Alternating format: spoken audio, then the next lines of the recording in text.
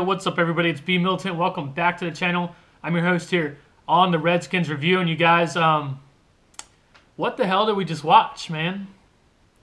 This year, the Redskins fans have just had our hearts straight up ripped out of our bodies this year.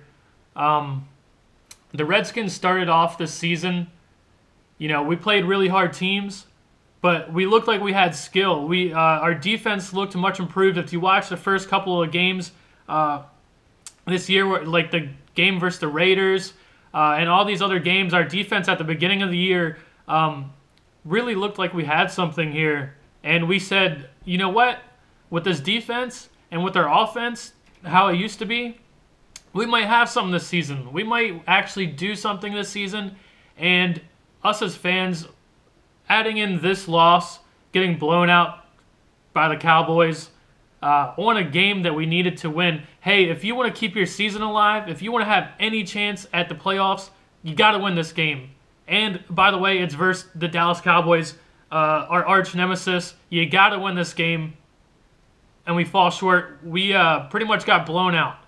And then you add in the Saints game where obviously we were down like 15 points or something in the fourth quarter, or we were up 15 points in the fourth quarter and we lose or whatever. You throw in those two games with the realization that at the beginning of the season, without all the injuries that we have now, that us as Redskins fans, we thought, you know what, we were fooled into thinking, you know what, we might have something this season. But no. First things first, credit to the Cowboys. And also, there's a Cowboys fan who watches this channel. I just looked at him and I. We talk all the time, and I think he switched his name to Fire Jason Garrett or whatever. I'm sure he probably doesn't want to fire Jason Garrett right now. But shout out to you, man. Good game. You guys wanted it more than we did. Yeah, there's not really much else to say. Really, there wasn't that many people who showed up to play. The offensive line, we got blown out. Our offensive and defensive lines just were outmatched. We were outmatched the entire game. Offensive and defensive line, from start to finish, constantly outmatched. And the Redskins aren't a... You cannot say the Redskins are a good team, and this is why. Because something that we've talked about for a long time, a lot of people have talked about this. The Redskins, whenever we start to have success, we do not know how to sustain success. We do not know how to be a winning football team and become a winning football team and just demand that that's who we are. We cannot do that. And that's partially because the Redskins, they do not know how to use momentum into their favor. The Redskins do not know how to just gain momentum in a football game and keep it. Go right back to the Saints game. Go right back to this game. We were winning this game. In the very beginning of this game, the first two possessions, you saw what we did to the Cowboys offense. The Cowboys offense went 3 and out. They couldn't do shit. We were hitting Dak Prescott. Our defense was just looking pretty good right at the beginning of the game. But then what happens is the tipped pass to Jamison Crowder. He drops a catch, interception, and then Crowder fumbles the football on a punt or whatever, and we start to let the Cowboys into this game. And the Cowboys, you know what they did? They took that momentum and they took it to the very end of the game, all the way up until the play where whatever his name is had a huge hit on Kirk Cousins. They took that momentum that we handed to them, and they took it and they ran with it all the way to the end of the game, and we never got that momentum back. The offense did a little bit, but then our offense never got the ball back again after they scored another quick touchdown. And the thing is, it's probably so easy, and even I found myself wanting to do this just to kind of blame someone, blame Jamison Crowder, like, hey man, how you gonna drop the ball that hits you in your hands, and then we were in the red zone, and then we have that turnover, and then he fumbles the punt or whatever. But you just can't. You can't be mad. We cannot be mad at Jameson Crowder at all. You know why? Because Jameson Crowder suited up to play football today. If you want to blame anybody, why don't we look over in Jordan Reed's direction? Why don't you look at some of these other players who can't even suit up to play football? You know what I'm saying? So, I even, like I said, I had to succumb. I had to sit here and suppress. Looking at Josh Doxson and the first couple series, Kirk Cousins rifled the ball. Have you ever seen Kirk Cousins rifle a ball faster than he did in the first two series in this football game, where he just throws laser right to Josh Doxson and he drops it? It would have been a first down catch, drops it. And then I think to Jamison Crowder, would have been, if he would have caught that football, who knows, could have been a touchdown. Or we would have had the ball on like the 3-yard line or something like that. Nope. He rifled the ball in there, and the receivers didn't get the job done. The entire game, the commentators, if you watched the game, you heard the whole time the commentators say, this is the most lopsided game I've ever seen. But if you look at the two quarterback statistics, you would think that the losing quarterback would be on the winning team, and then the other quarterback, I mean, come on, dude. Dak Prescott had 44 yards. 44 yards in the first half. 44 yards. And his team was winning 17-0 at that point. Come on, man. That is a team that showed up to play, and that's a team that showed up to win somehow.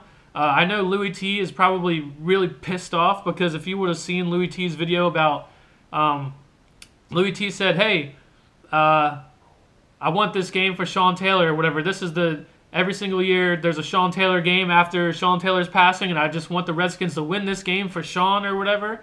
And I'm sure he is pissed off right now.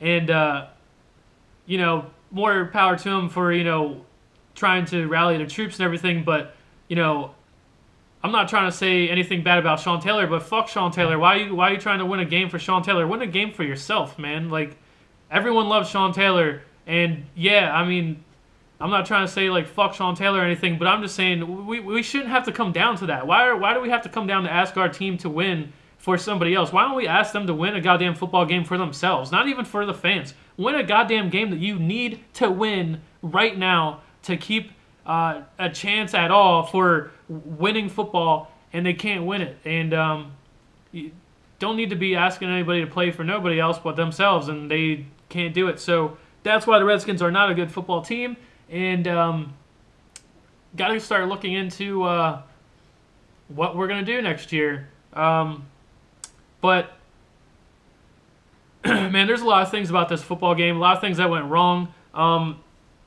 Do you know the one play where Samaje Perine, who had a decent day, Samaje Perine ran the ball to the outside, and he's going to the ground, and a Cowboys defender grabs his face mask and completely rips his helmet off of him, and there's no flag called? Now, I'm not trying to sit here and be petty and say shit about flags or referees or whatever. Clearly, the Cowboys beat our ass. They won the football game. But I'm just saying, dude, come on, man. You literally ripped this man's helmet off by grabbing his face mask, and the referees don't see that shit. Like, what the fuck is that, man? Like, how many referees have been pretty bad this year, and that's not even just in Redskins games at all. Like, I watch a lot of football games, and the referees have been kind of shit this year in general. And then, like, Josh Doxson had the one touchdown, nice touchdown catch, jumping over people to catch the ball in the end zone. But it's like, bro, show up at the beginning of the football game. How about we do that? How about we have people show up and help our quarterback at the beginning of the game, not at the ass end of it, where we're already losing by, like, 2 scores or something. But really the story of the game was, and even the commentators, they pointed this out, every single time the Cowboys ran the football, their offensive line would literally push our defensive line back 5 yards. Literally, they would just push us back 5 yards off of the original line of scrimmage before the running back, Alfred Morris, who tore our ass up, who had over like 100 and some goddamn yards versus us today, he would, before he even got past his offensive lineman, they pushed us back 5 yards, dude. Like, and see, this is when we first started watching this football game, and at the very beginning of the game, we thought that this was going to go in our favor because the Cowboys' offense did not a goddamn thing at the beginning, right? Our defense was fresh, and our defense stopped their run game. What happened every time at the beginning of the football game? The Cowboys would come out, and they'd run the ball, and then they'd be in 3rd and 7. And then they'd make Dak Prescott try to do something, who did nothing most of the game. He did nothing most of the game. So that's what we were having success at the beginning, right? But then the turnovers, the interception tipped off of Crowder's hands, the Crowder fumble, and we just started letting them get back into the game and have more chances to figure their shit out. And by then, they figured out that, hey, if we just keep pounding the football, we're wearing the Redskins' defensive line down, and then that's really the game. That's the entire story of the game right there. They couldn't do shit at first. The Redskins' defense got worn down because they kept having to go back on the field because of turnovers. And then the Cowboys finally figured out, hey, we can wear these boys down by just running the football. And then, oh, by the way, on offense, when we started to try to run the football and stuff like that, our offensive line, how many times do you see Kirk Cousins hike the ball and literally just have to turn and throw it to our back, Marshall? Because as soon as he gets the ball, all of our offensive linemen are pushed right into his face, and he has absolutely nothing he can do, so he just sidearms it out to Marshall. Even on like a 3rd and 6 play, as soon as he hikes the ball, what does he do? He throws it right to Marshall. Why? Because if you watch our offensive line, they are just getting blown back with force right away into his lap, and he has nothing he can do. Yeah, that's kind of, I mean, come on, man. What did Preston Smith do in this game? What did Ryan Kerrigan do in this game? We had no pass rush. We had nothing going on. Our defensive line was, and that's the thing is, at the beginning of the game, I know there's going to be a lot of people right now who are going to say, "Oh, Breeland, let's cut Breeland or whatever. He gave up like 2 touchdowns to Dez Bryant or whatever." Yeah, well, no one was saying that at the beginning of the game where he's popping running backs, stopping them short for first downs and stuff like that when he was playing well, because the Cowboys, they tried to run the football and our defensive line was fresh and we stopped them from running the football. And then guess what? Breeland's out there making nice-ass plays. But then what happens at the end of the game where our defensive line gets no pressure, they're all beat up, they're giving up 5 yards to carry, and then what happens? Breeland's getting beat on. Because even Josh Norman was getting beat on at the end of the game. I mean, come on, man. We have no defensive line. We're just so injured, and not even that. That's not even really an excuse. It's not even an excuse. It's just a fact. But so the Cowboys are injured too, but they still found a way to win. They wanted to win the game, and apparently we didn't. I would say Kirk Cousins tried his damnedest to win the football game. Even the commentators over and over and over said, "Hey, look at this lopsided game, yet if you compare the quarterbacks, who would you think is winning the football game? The guy who has here, let's just go over the stats real quick. So Dak Prescott just got a win. Dak Prescott just got a win, and we got blown out 38-14. And do you know what Dak Prescott's numbers are? Dak Prescott went 11 for 22 and 102 yards. He scored 38 points with 102 yards. Okay, now let's go over to Kirk Cousins. Kirk Cousins went 26 out of 37, 251 yards, 2 touchdowns, and 2 interceptions. Dak Prescott had 2 touchdowns. Let's go over rushing. Alfred Morris had 27 carries for 127 yards, 1 touchdown, and P. Ryan had 12 carries for 38 yards. Ryan Grant actually had a pretty good game. He had 76 yards receiving and 1 touchdown. He had a better game than Dez Bryant did. But guess what? When you don't have a defense, when you don't have a run game, when you don't have an offensive line that can block, when our defensive line can't get after a quarterback, Well, yeah, the score is going to be like that every single time, 38-14.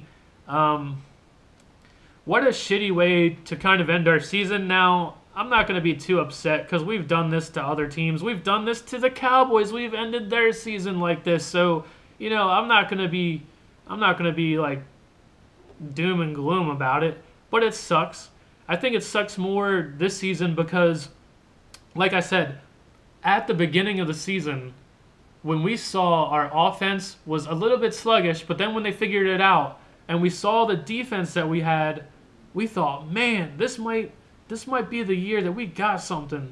And like not just every year how fans say that every year. No, like seriously, our defense was playing damn good at the beginning of at the beginning of the season, and then our offense caught up with them, and then we thought we had something, even though we had a really hard ass schedule.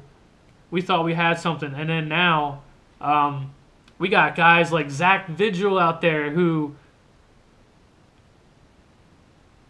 no one knows who Zach Vigil is. No one knows who Marshall is. No one knows who any of these guys are. I mean, they even said our offensive line has now gone under like over 22 different combinations of players we've had to move around on our offensive line. I don't know if that's like a record or anything, but that sounds like a lot. 22 different combinations of sticking offensive linemen in different positions because of that's how injured we are. And then we got the injury to Morgan Moses. God knows, how hurt he is. If he had to get carted off, I guess really, if you want to be optimistic, I guess we don't know for sure the injuries that we have, but it seems like we did okay. Besides the Morgan Moses one, I feel like we kind of escaped the game with that many injuries. Kirk Cousins seems to be okay. He bounced right back up after that big hit. And yeah, I'm just trying to think of more plays. I feel like some of the runs that we were calling weren't the best idea, but I'm not going to get on Gruden for calling run plays at all because we should be calling run plays. So just him calling run plays, I guess I can't get too much on him for which run plays we're calling. But man, this game was going to be so easy to win. Literally, to win this football game, all we needed to do was score a touchdown first. I guarantee you, if we didn't have that interception where Crowder tipped the ball and it was intercepted, if we would have scored on that possession, I absolutely guarantee you we would have won this football game. And do you know why? It's because we would have put so much pressure on the Cowboys' offense. And up until that point, they looked trash. Dak Prescott was put in situations on 3rd and long, and he couldn't do anything. It would have put so much pressure on their offense, but we didn't. We didn't get that first touchdown. And, yeah, I don't know.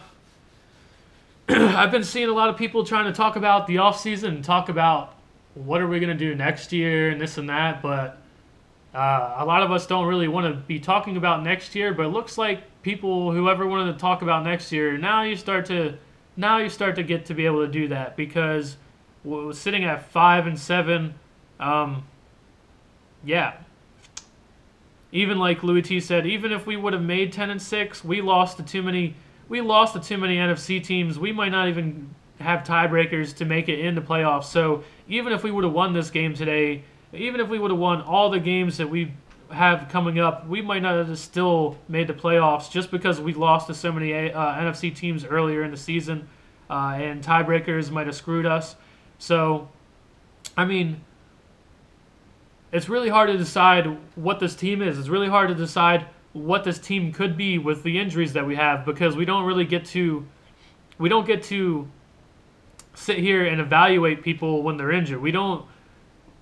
All we know is they're injured, straight up. And it sucks because you kind of have to move on from those people, We kind of have to move on from people who get injured all the time. Like Jordan Reed, Jordan Reed's under like a 5-year contract or something like that. So we can't move on from Jordan Reed. But all the other players who just got injured, man. We cannot afford to do this to ourselves again next year, man. We can't keep people on our football team who have records of just injuries and concussions and guys who can't play majority of the games a year. We can't do that, man.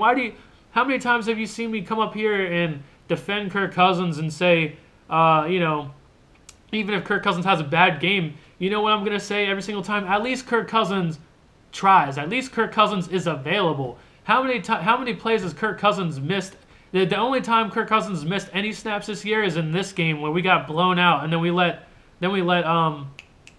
goddamn Colt McCoy go in there and finish the game. Those are the only snaps he's missed all year long, dude. And that's why I defend Kirk Cousins so much. It's just because you look around the league and you see people getting injured so much. You look at our team and see people get injured so much.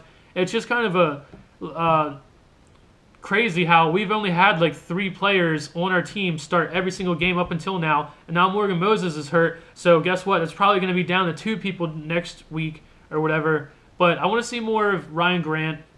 Ryan Grant had a good day. I wanted to see more of Maurice Harris, and I was wondering what happened to him, but apparently he had a concussion. But I would have liked to see more of Maurice Harris out there. And man, it's getting scary though. P. Ryan does seem like he's getting a little bit better, but after P. Ryan, we have nobody, dude. We straight up have nobody. This Marshall dude, he seems fast, but he just doesn't know their system. We have so many players who don't know our offense. We have so many players who just are literally coming off the street to play, and it shows. It shows. The last game versus the Giants, where both teams, the Giants and our team, looked injured and they looked bad. That's what our team looks like, and that's what our team looked like again. An injured team who cannot overcome adversity because injuries and straight up lack of will. Our offensive line got pushed back into Kirk Cousins' face like every single snap. Our defensive line, Ryan Kerrigan, Preston Smith. I mean, come on, man. We have to sit here and watch Taco Charlton basically sack Kirk Cousins and make him fumble the football while we're sitting out here watching Preston Smith do not a goddamn thing, man. It's getting old. Don't you agree? It's getting old, man. Like I want to like Preston Smith. I want to like him. But he's done not a goddamn thing.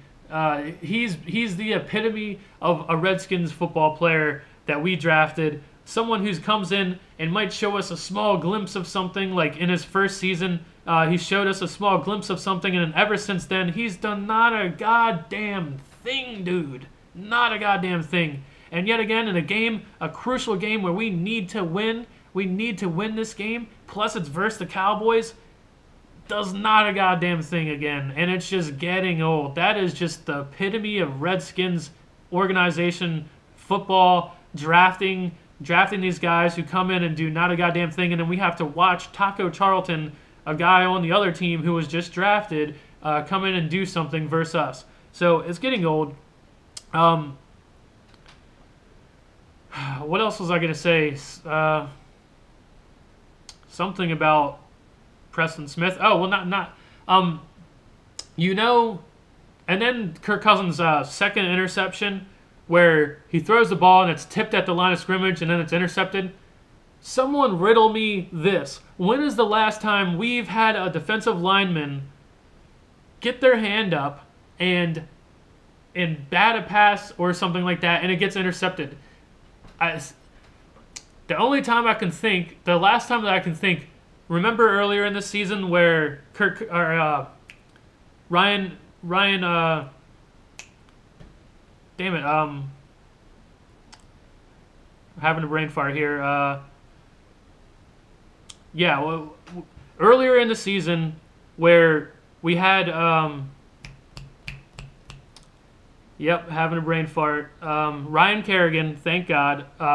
Ryan Kerrigan, I think it was versus the Eagles or someone, right? Is that the last time we've had on that play where Ryan Kerrigan, remember he went out into coverage and he got the interception? I think the ball was tipped on that play.